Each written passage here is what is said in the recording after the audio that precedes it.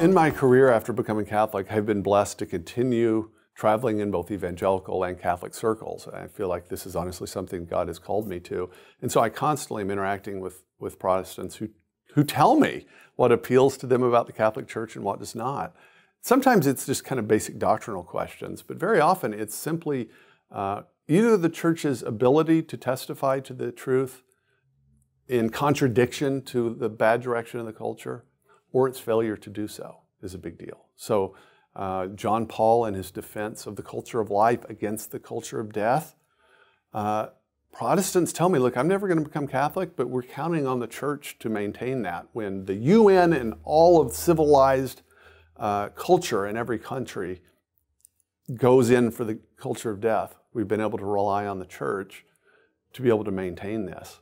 And when the Church looks like it's not doing that, when it's failing to do that, that doesn't cause really faithful, serious evangelicals to take a second look at the Catholic Church. They think, oh, brother, this is just like one of these flaky mainline Protestant denominations that bit the dust, the first sign of trouble. I honestly think one of the most powerful evangelistic things that the Church itself can do is to be the Church, to testify, especially to the difficult truths, the tough truths about life and marriage right now. No one would have probably guessed 100 years ago that Satan would focus his battle on the existence of male and female, and yet that's exactly where we are.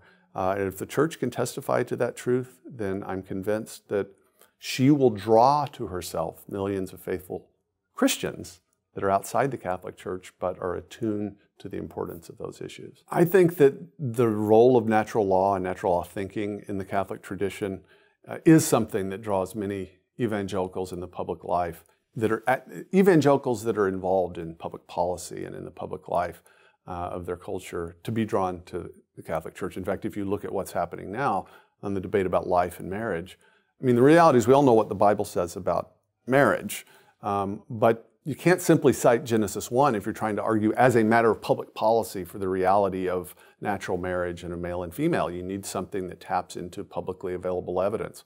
That's what the natural law tradition allows us to do, to say, look, actually, reason properly used will draw us to this position, which is then confirmed by special revelation.